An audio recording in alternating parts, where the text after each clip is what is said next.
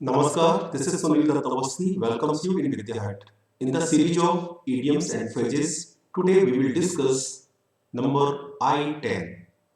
तो I10 में जो हमारा पहला idiom है वो है bark up the wrong tree, जिसका कि मीन होता है accuse और denounce the wrong person.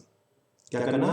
accuse और denounce the wrong person, अर्थात गलत फहमी में होना या गलत विचार रखना।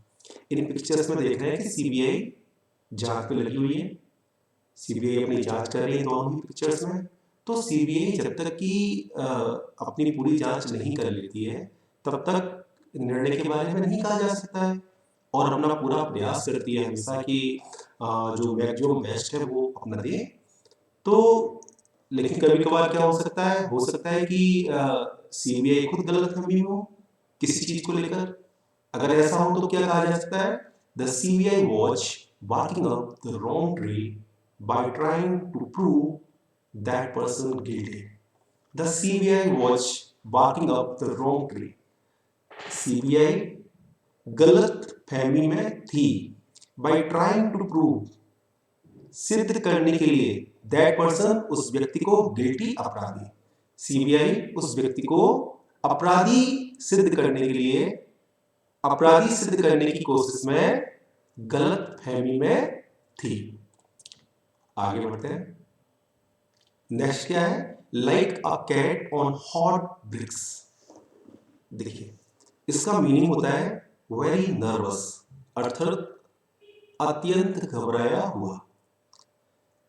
कोरोना वायरस जब से फैला तो शुरुआत में तो नहीं, लेकिन उसके बाद से विश्व के देश, जो बड़े देश हैं, जो ताकतवर देश हैं, वो ग्रेजुअली चाइना के अगेंस्ट में आने लगे और एलिगेशंस चाइना पर ऐसे लगने लगे कि चाइना ने जो कोरोना वायरस है उसके लिए चाइना जिम्मेदार है। उन्होंने सही समय पे इसके बारे में विश्व को सूचित नहीं किया, जिससे कि यह बीमारी पैंडेमिक बनी। तो जब चाइना पे चौतरफा दबाव पड़ा, चाइना पर और देशों ने, कई सारे महत्वपूर्ण देशों ने एलिगेशंस लगाए, तो चाइना की स्थिति कैसी हो गई? अत्यंत घबराई हुई। तो China is like a cat on hot bricks after allegations of spreading corona virus in the world. China is like a cat on hot bricks, अत्यंत घबराया हुआ है, आफ्टर एलिगेशंस, आरोपों के बाद। किन आरोपों के बाद? Of spreading corona virus in the world, संसार में कोरोना वायरस फैलाने के। चाइना संसार में कोरोना वायरस फैलाने के आरोपों के बाद अत्यंत घबराया हुआ है। पिक्चर में आप देख भी सकते हैं कि वहां के जो राष्ट्रपति हैं वो, उनके चेहरे पर एक घबराई हुई आभा को देखा जा सकता है, पढ़ा जा सकता है कि उनकी मन की स्थिति है वो उनके चेहरे पर दिख रही है। आगे बढ़ते हैं। Cock and bull story. Cock and bull story का मीन होता है made up a story that one should not believe, बे से पैर की कहानी। तो अगर आप किसी इंटरव्यू पैनल को देखेंगे तो वो तथ्यों पर आधारित बात करते हैं, वो बेसिक पैर की बातों को नहीं सुनते हैं। वहां पर अगर आप कोई ऐसी बात कहेंगे जो तथ्यों पर आधारित नहीं होगी, फैक्ट्स पर आधारित नहीं होगी, तो वो उस बात को एक्सेप्ट नहीं करेंगे। तो इन दोनों में आप देख रहे हैं कि इंटरव्यू की टीम बैठी है, एक लोग इंटरव्यू दे रहे हैं, यहाँ पर भी टीम बैठी है, बड़े ध्यान से सुन रहे हैं इंटरव्यू देने वाले को।